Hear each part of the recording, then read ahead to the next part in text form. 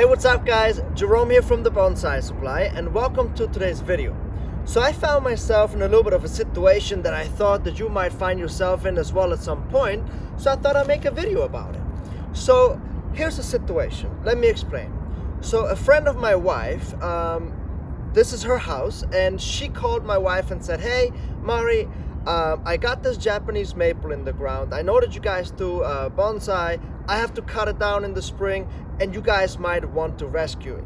So naturally we came over here, we looked at the tree, and this is the tree in question, and the entire base was covered with dirt. So I started to dig with my hands away, and to my surprise I found this amazing root system down here. There's an amazing spread.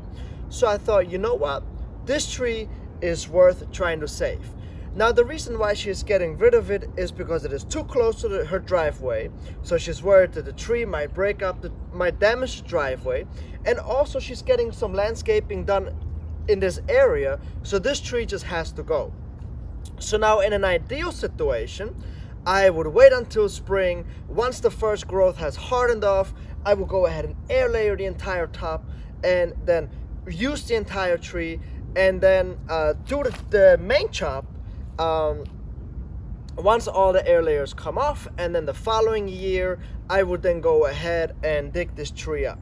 However, that's not quite the case here. I am in the fall right now of 2021 and I have to dig it up by spring of 2022. So I'm going to prepare this tree and I'm going to show you exactly how I'm going to go about it, where I make the cuts, and why I make the cut now and then dig it up in spring. So right now the leaves have turned into their fall color and they're absolutely stunning. They're like a dark yellow, orangish and red all mixed together on the same leaf, and it looks absolutely stunning. So this is one of the reasons why I'm going to collect the tree. The second reason is of course because of the amazing base.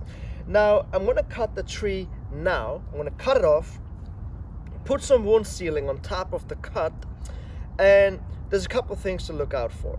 So number one, once the leaves start to turn, you have about a 3-week window to, number one, make big cuts, and then as the window kind of closes, as the 3 weeks go down to 2 and to 1 week, you want to make less and less bigger cuts. So right now we're at the beginning of the 3 weeks, so I'm going to make the big cut, cover that section up.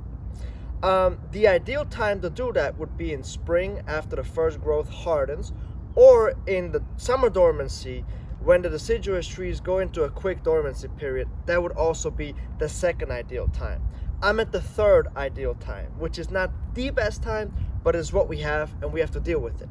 So when you take deciduous trees out of the ground, what you want to do is make a cut, and on Japanese maple in particular, there's rings that you can see here. Let me show you. So there's rings that you can see on the tree and they're very subtle.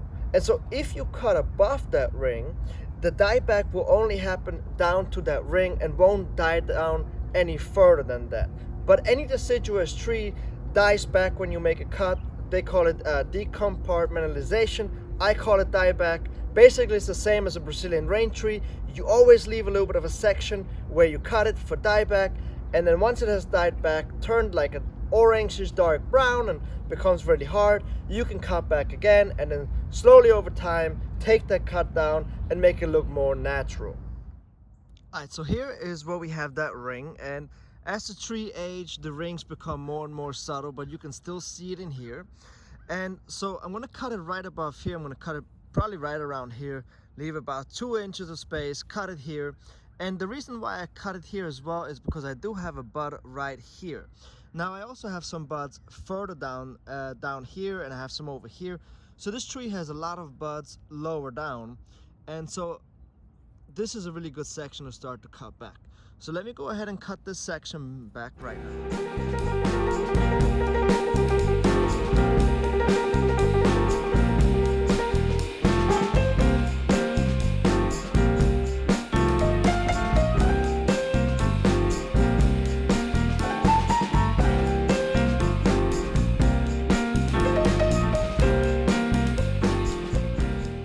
So as you can see, this tree has absolutely beautiful fall color. You see that orange with the red inside, And so see how this is the very peak of this tree. You can see how the leaf tips here start to crinkle and dry out. So that's when you know this is the time to go ahead and do that. You don't want to do it too early, but you also don't want to do it too late. And a good indicator is when the leaves start to fall off on their own. Now, unfortunately, I won't be able to take cuttings from this tree and propagate them just because it's the wrong time of the year. These cuttings, since there's not any water flow or no growth happening right now, they'll just end up dying. So therefore, I'm just gonna toss this away. Look at it as a loss, but I'm gaining so much by being able to dig up the stump. So here we have the clean cut. I'm just gonna cover this with cut paste now. And here we have the bud. So this whole section here is gonna die back, probably up maybe half of it. And then as this will start to grow and gain power, I can recut this and shave it down over time. Now this tree is still the stump is still a little too big. I think I'm still gonna reduce it maybe to around in here, but it's always good to leave a lot more when you do these cuts. I'm out of breath because you never know how far it's gonna die back and where exactly it's gonna sprout out. So hopefully it's gonna sprout out somewhere in here, and once it comes out of the ground, everything will change again, because then I have the entire root system in front of me. So then I can actually decide on how tall I want this tree to be. So always leave a lot more than you think.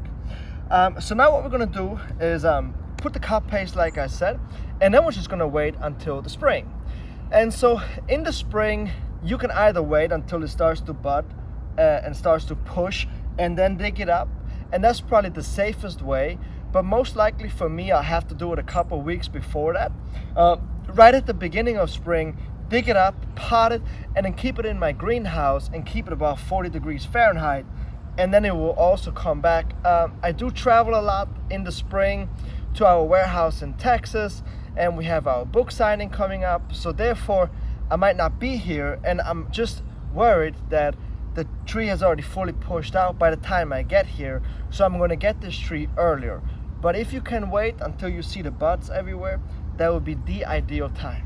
So I'll see you guys in the spring.